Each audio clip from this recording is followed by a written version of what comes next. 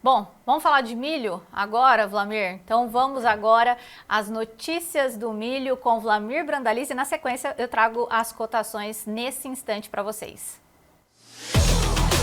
Notícias do milho. Oferecimento Inovipab, a ferramenta do produtor rural. Preço na tela, a gente já tem os valores nesse instante lá na Bolsa de Chicago. Julho 25, então, a 4,39,50, subindo 0,75. Setembro, a 4,25,25, caindo. É o único contrato que está aí trabalhando em campo negativo, mas ainda assim bem próximo da estabilidade. Enquanto isso, dezembro, a 4,40,25 e o março 26 a 4,55,75. Enquanto isso, aqui na Bolsa Brasileira, quais são as nossas referências na B3, o julho 25 a 63,79, o setembro a 64,68, o novembro a 67,82 e o janeiro 26 a 71,77. Mercado também trabalhando em campo negativo. Vlamir Brandalize, começando com o Chicago, o SDA pode trazer alguma novidade aí que possa mudar um pouquinho o comportamento dos preços lá no mercado internacional? Que o uso da manhã vai mudar muita coisa no milho, né? Em princípio, ele poderia até trazer uma estimativa de safra americana um pouco maior do que 401 milhões de toneladas, né? Acho que há um ambiente, o clima começou bem a temporada. Se realmente plantar perto de 2 milhões de hectares a mais do que foi o ano passado, é possível que venha a ser 405 milhões de toneladas, isso é possível. O mercado está andando de lado, está tendo bom suporte no 4,20 no setembro, porque os operadores e os investidores não acreditam em grandes mudanças agora, até a definição dessa área plantada, né? Em princípio é para crescer perto de 2 milhões de hectares nesse plantio americano. O plantio cedeu dentro do período normal, né? Praticamente plantado todas as lavouras dos estados mais importantes. Clima, que nem eu citei na soja, ele segue com indicativo de chuvas regulares nos próximos 3 a 4 dias. Ou seja, com relação ao milho, não se acredita em grandes novidades. Deve continuar com déficit aí no relatório de oferta e demanda, um déficit de perto de 30 milhões de toneladas nessa safra desse ano e a do ano que vem perto de 10 milhões, não deve mudar muito isso, porque o consumo segue em crescimento, a produção está limitada.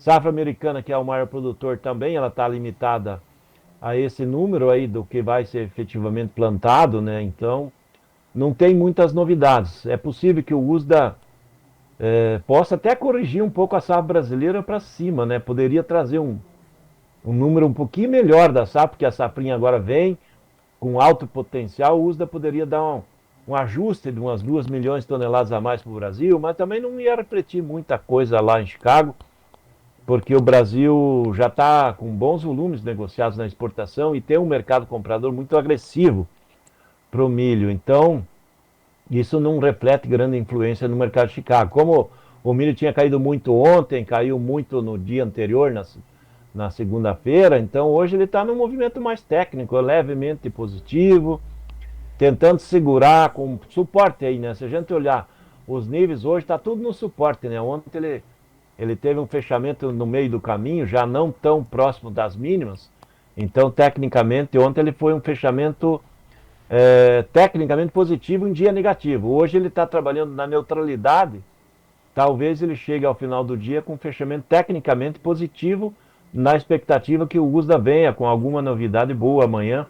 E o milho também depende aí do acordo dos Estados Unidos e China, né? Porque a China poderá voltar a comprar milho americano. A China está com problema na safra deles, mas eles não estão divulgando nada, porque eles apontam que eles vão divulgar algum dado importante de o que foi o plantio final e de como está a safra agora no final de junho também, para dar sinais aí se tem perdas, como foram as perdas do trigo, que daí refletem maior demanda de milho, porque eles tiveram problema na safra de trigo que está em colheita lá. E agora a primeira safra de milho também não começou bem por lá, ao contrário que está nos Estados Unidos. Os Estados Unidos está bem, mas na China não. Vamos ver o que vem aí no final do mês. Também a China pode aparecer mais forte para importar mais milho aí nessa nova temporada. Muito bom, a gente vai seguir de olho nisso. Agora, o Wlamir Brandalize, aqui no Brasil a gente está de olho na colheita da segunda safra. Inclusive, o Gleidson vai colocar para a gente um videozinho da colheita lá da região de Palotina, no Paraná, do Loísio Delay, que compartilhou aqui conosco. E na sequência, eu quero saber com o senhor como é que está caminhando a colheita do milho segunda safra, principalmente quando a gente olha clima, né, Wlamir? Porque o Coutinho já mostrou para a gente um alto volume de chuvas também, não só no sul do Brasil, mas também ali no sul do estado de Mato Grosso do Sul. Mas antes disso, vamos acompanhar, Gleidson, um pouquinho o vídeo do Loísio Delay, lá direto de Palotina, no Paraná? Segue as colheitas no Paraná. Prossiga. Tá aí, trabalha no campo caminhando, né, Wlamir? Mas como é que o senhor tem acompanhado, conversando com os produtores também, em relação a essa colheita, o andamento da colheita da segunda safra, Wlamir? Olha, tá lento ainda, Fernando, porque o milho está com a umidade alta. Então, essas regiões que nem aí em Palotina, provavelmente ele está colhendo milho que vai passar em secador, né? Vai ter que secar. Se a gente olhar no Mato Grosso, o produtor no Mato Grosso está deixando ele secar por conta própria, né? Para ele colher ele seco, não precisar passar por secador, para não ter uma despesa a mais, adicional, né? Sim. Mas no Paraná, como tem esses indicativos de chuvas, e aí até no sul do Mato Grosso do Sul também o produtor tem que ficar atento por causa disso, né? Não dá para deixar o milho receber muita chuva depois que ele está pronto, porque acaba aumentando os descontos através de milho ardido, né? Que ele acaba absorvendo umidade. Então, cada região vai ser uma característica. Até o meio do Mato Grosso do Sul existe o risco das chuvas e o produtor tem que colher a hora que está bom, né? Do meio do Mato Grosso do Sul para cima, Goiás, estados centrais, Tocantins, Mato Grosso, aí sim tem que colher seco, porque chuvas agora não vem mais, então é a condição diferenciada. Aí no Paraná, a colheita estava lenta a semana passada, até o começo, porque choveu demais, estava muita umidade, né? Daí o produtor estava reclamando que o milho estava tendo muito desconto, colhendo ele para entregar. Uhum. Agora o tempo abriu, né? Então vai favorecer a colheita e automaticamente nós vamos ver muita colheita de milho nos próximos dias. Depois do dia 20 de junho nós vamos estar na colheita efetiva, daí nós vamos ver montanhas de milho chegando, porque de 20 de junho a 20 de julho nós vamos ter o pico da colheita aí com mais de umas 60, 65 milhões de toneladas de milho sendo colhidas só nesse período. Uhum. Agora, Wlamir, nesse pico de colheita entre 20 de junho a 20 de julho, o preço da B3 pode ceder um pouco mais?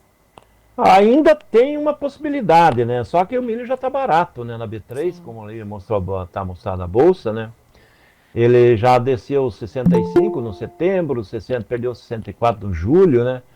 O novembro, né? Que chegou a trabalhar 82, agora 67, perdeu 68. Janeiro também perdeu 72. Tem uma possibilidade de cair um pouquinho mais. Mas ele já ficou muito barato, né? Ele já está interessante para o comprador, né? Aquele que é consumidor, para garantir ele, né, para a posição, setor de ração, setor de etanol, para se proteger, né, o produtor já nesse viés aí de valores, ele estava não vendendo mais, né, se o mercado recuar muito, o produtor para as vendas e o mercado também não tem como continuar recuando, né. Uhum. E o mercado de Chicago, aparentemente, ele também está trabalhando uma estabilidade, né, e a B3, ela está dando sinais aí que já tem um pouquinho de espaço negativo, mas não tem a garantia que vai descer, porque o mercado de Porto, ele ontem, por exemplo, ele estava pagando 64,5, 65 no agosto, hoje já está pagando melhor, 65,5. Então, o mercado também de Porto vai refletir nessa posição da B3, né? Mas a B3 é sinal de que a safrinha agora vem, agora é colheita, nós vamos ter muito milho, e isso vai pesar, né? Isso é normal pesar e o produtor vai sentir até uma queda no valor lá no balcão, né? Porque ele vai cair mais no balcão porque vem uma grande safrinha. Sim. Ô Wlamir, só para a gente encerrar, né? Ainda falando do milho. No caso da soja, o senhor falou 61 milhões de toneladas ainda nas mãos dos produtores brasileiros. No caso do milho segunda safra, qual seria esse percentual ou a quantidade que nós ainda temos para fazer essa comercialização? Hoje nós temos mais ou menos 47 milhões de toneladas do milho safrinha negociadas, de uma expectativa que a gente tem que possa chegar a 110 milhões. Então, nós teríamos aí umas 63 milhões de toneladas de milho a ser negociada. 63 de milho e mais umas 61 de soja, são 124 milhões de toneladas de milho e soja na mão do produtor, né? Veja que volume. Marca a safra total da Argentina, está com o produtor brasileiro ainda. Muita coisa ainda para ser negociada, mas claro, o produtor tem que ficar atento aqui no Tempo e Dinheiro e acompanhar as suas dicas super valiosas. Wlamir Brandalize, muito obrigada pela sua participação. Mais um dia, mais uma aula aqui. A gente espera o senhor aqui amanhã, quinta-feira. Amanhã estaremos aí. Vamos ver, amanhã vai estar mais frio aqui no sul do Paraná.